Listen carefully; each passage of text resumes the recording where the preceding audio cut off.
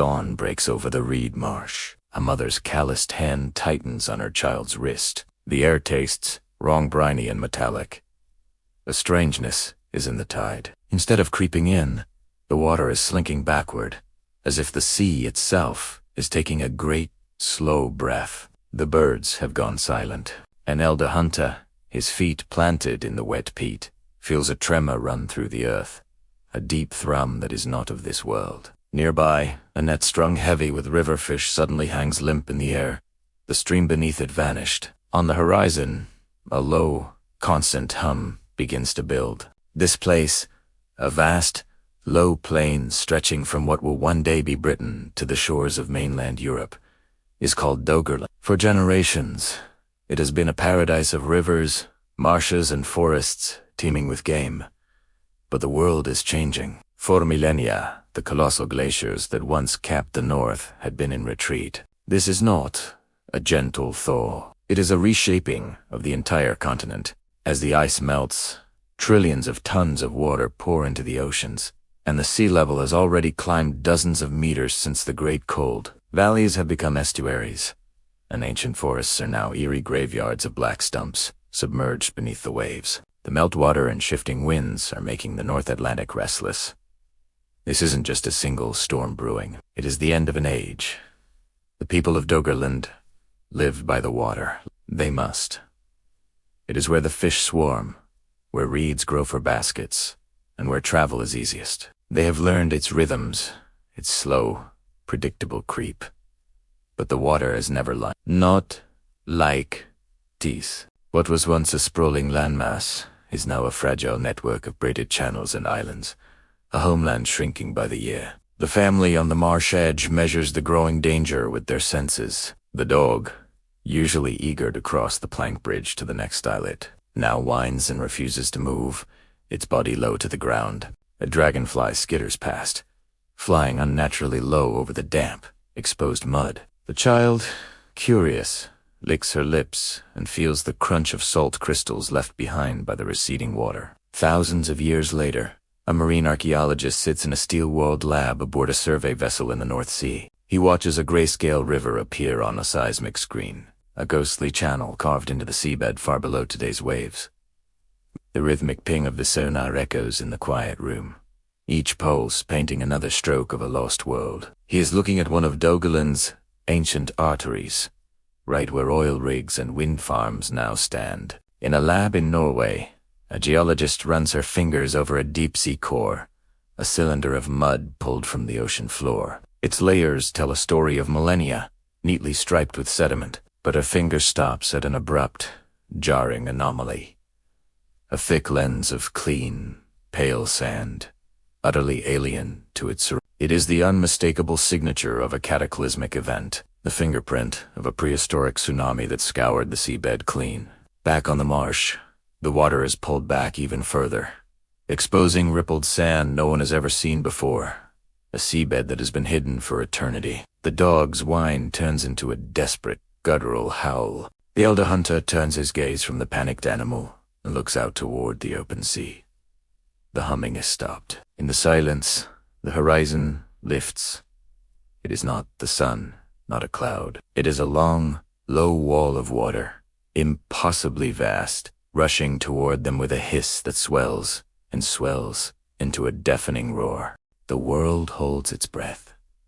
Then the wave arrives. Reeds flatten, combed by an invisible hand. The peat, sodden for centuries.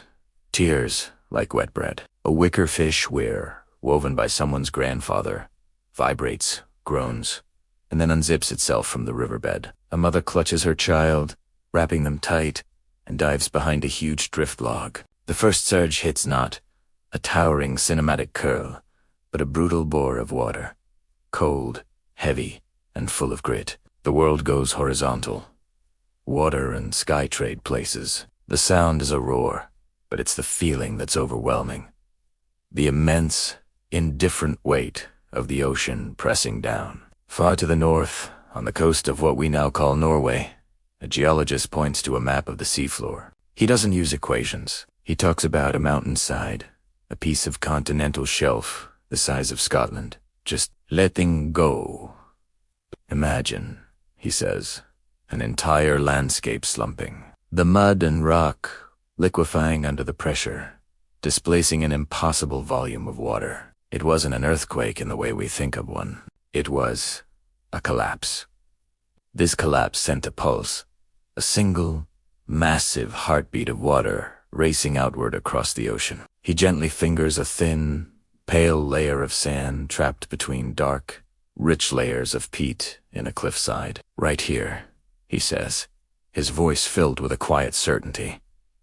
This is the day, 8,150 years ago. Out on a research vessel in the middle of the North Sea, a marine archaeologist pulls a long core sample from the seabed. She lays it on a tray. For meters, it's black, organic peat, the soil of a lost world. Then, a clean, sharp band of pale sand, and above that, dark marine silt. The fingerprint, she whispers, tracing the sand layer. The fingerprint of a single, brutal day. Back in her lab, she lays an antler harpoon head on the bench, its barbs still wickedly sharp. It was trolled up from Doggerland, a ghost from a world that vanished in an afternoon. This wasn't just a tool. It was someone's livelihood, their art, their connection to the world, lost to the chaos. The wave didn't just strike Doggerland, it hit everywhere. On Scotland's eastern coast, a sudden wall of water funnels into low inlets, scouring estuaries clean, turning gentle streams into raging torrents. On the dunes of Jutland, modern Denmark, spray explodes hundreds of feet into the air. Across the tidal flats of the Netherlands, a curtain of white foam blasts inland, erasing the line between land and sea. This wasn't a single event. It was a chain reaction. Freshwater pools where animals drank were instantly salted. Cooking fires, the heart of every camp, were drowned in an instant. People were separated by brown, racing water that roared with the sound of snapping tree trunks and the clatter of dislodged antlers. A child's name, shouted in panic, is stolen by the wind. A man clings to a floating piece of his own home, a door frame, and has to choose which direction to kick, which current might lead to life, and which to oblivion. The Storegga tsunami struck the entire North Atlantic rim. In the south, near Doggerland, the wave might have only been a few meters, high, nothing like the monster that hit Shetland or Norway. But in a land as low and flat as this, a few meters was all it took. A few meters was enough to redraw the map forever, to swallow a country whole. Slowly, painfully, the water begins to retreat. It leaves behind a new shoreline, a rack line tangled with seaweed, dead fish, and the scattered, smooth stones of a family's hearth. People stagger from their hiding places, pulling themselves onto whatever high ground they can find. They are shivering, shocked, but alive. They look out over a changed world, a landscape of ruin and brown water. But the sea is not finished with them. As dusk falls, the tide returns. But this time, it comes in higher than anyone has ever seen. The seasons themselves feel wrong.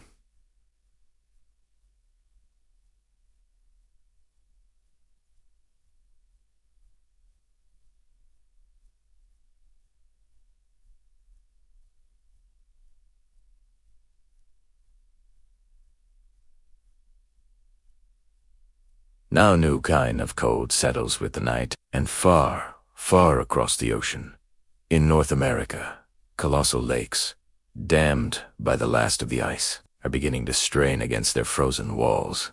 Imagine a world where the weather turns against you, not for a day, not for a week, but for a lifetime. This wasn't a storm you could wait out. This was the beginning of the end for an entire land. Welcome to the 8.2 kiloyear event.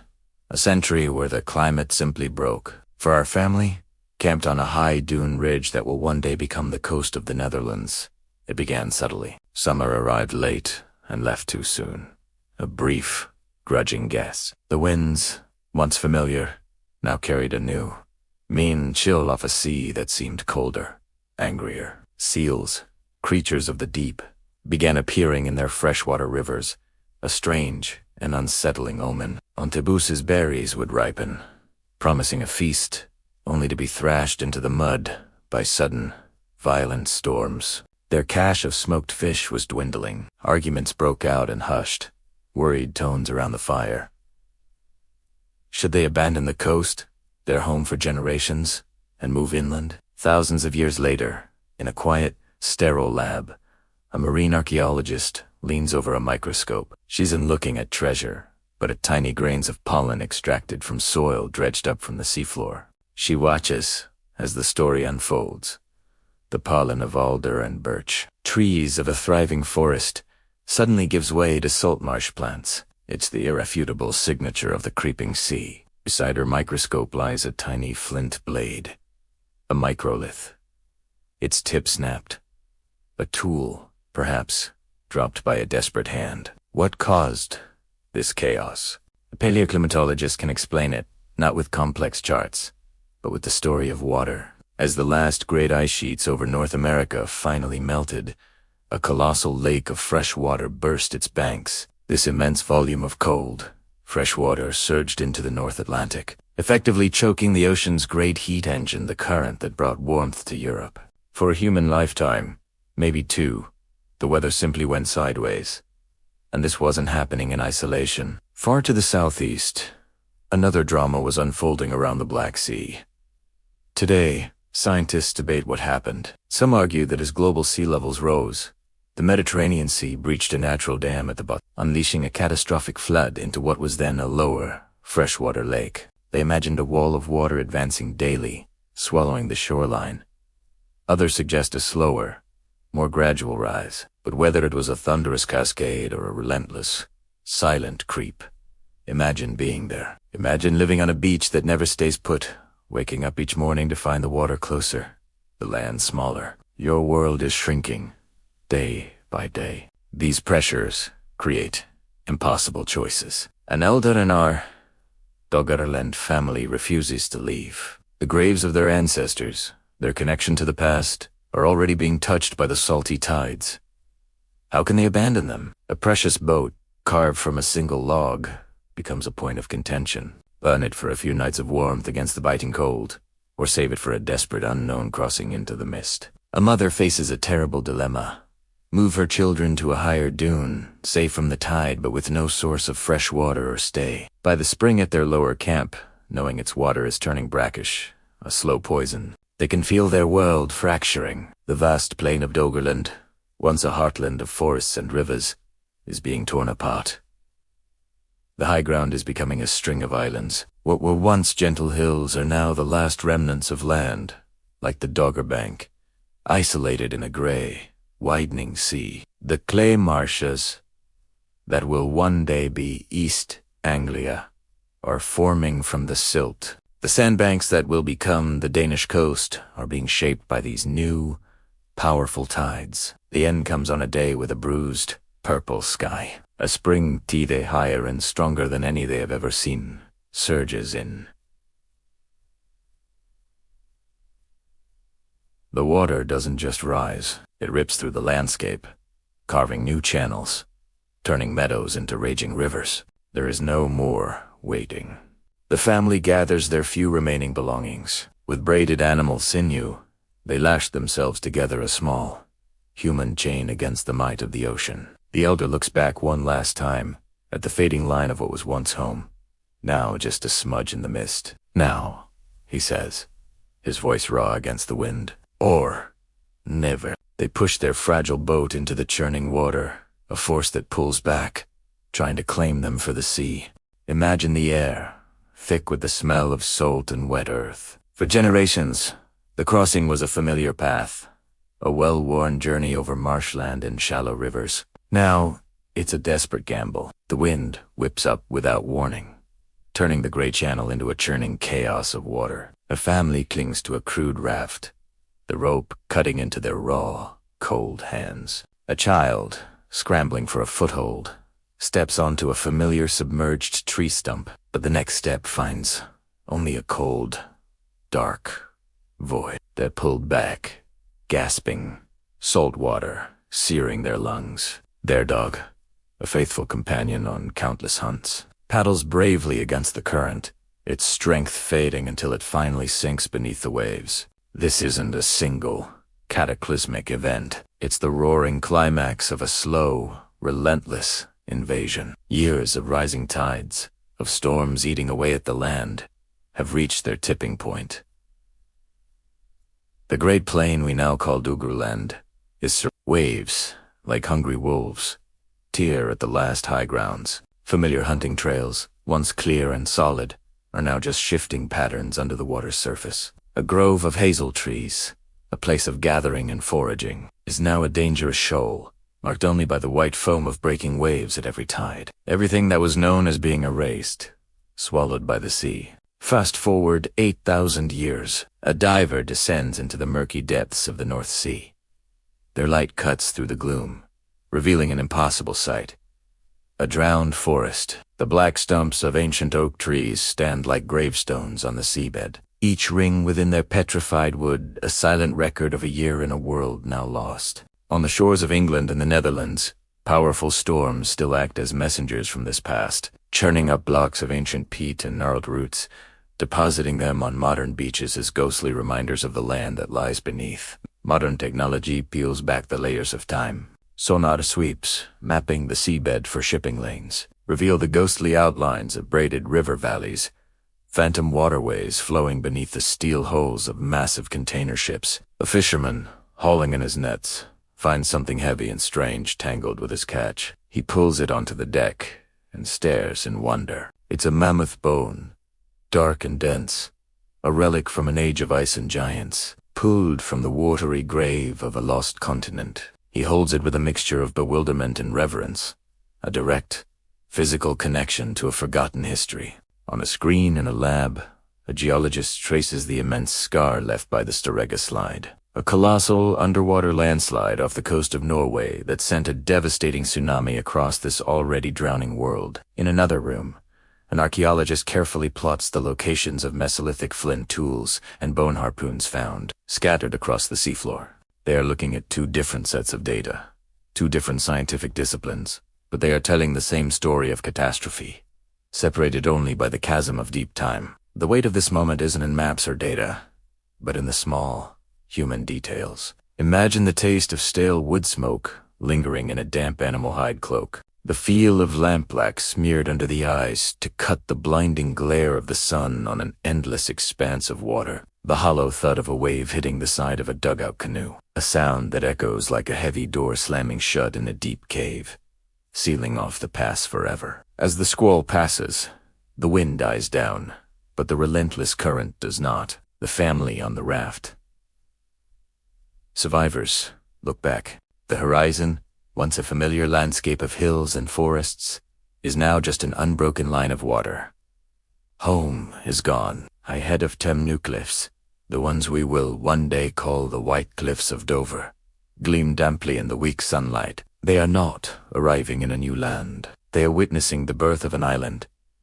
Centuries flash by in a blur. The sea settles into its new, familiar shape. The map we know today solidifies an island nation separated from a continent, where ancient rivers once carved valleys, wind turbines and oil platforms now stand, sentinels over a world that no longer sees the sun. And along the coastlines and towns and villages, people watch the tide charts, read the storm forecasts, and live with a constant, quiet knowledge that the sea gives.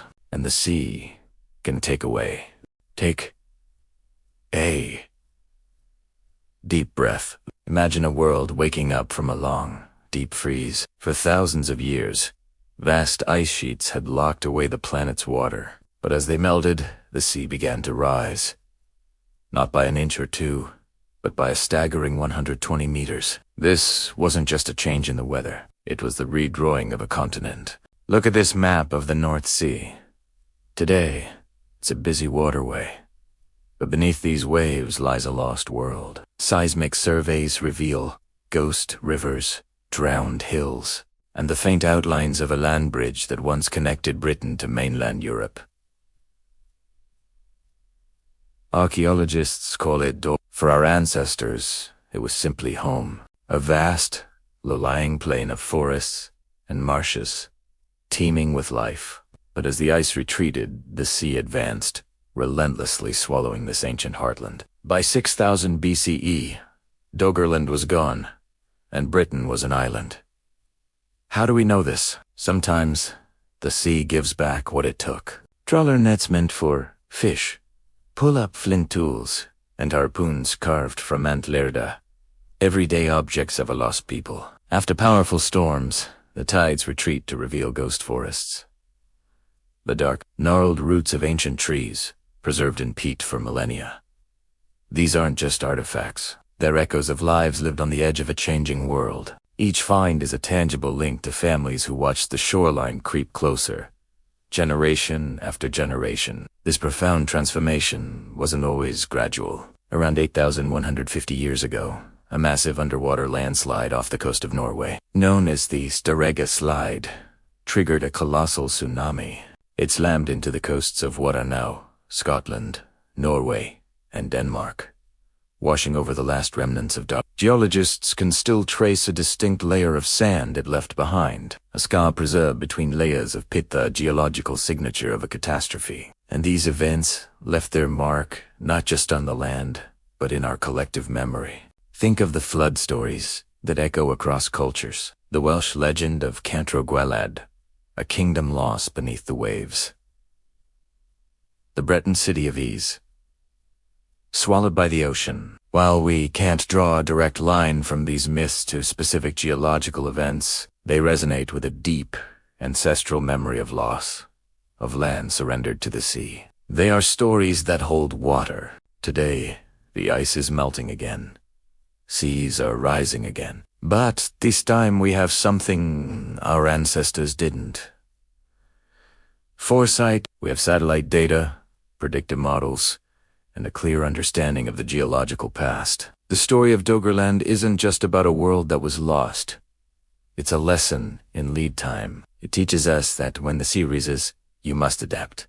You must mob before the water lunges. From coastal planners studying ancient shorelines to communities engineering new defenses, we are grappling with the same challenge our ancestors faced. The sea took an entire country and left behind a story big enough to shape a continent. It's a reminder that the past is never truly past, especially when the tide comes in. If you were captivated by this story of a world transformed, make sure to subscribe and hit that notification bell. We'll be exploring more true stories of how our planet's most dramatic events shaped human history. Thanks for watching.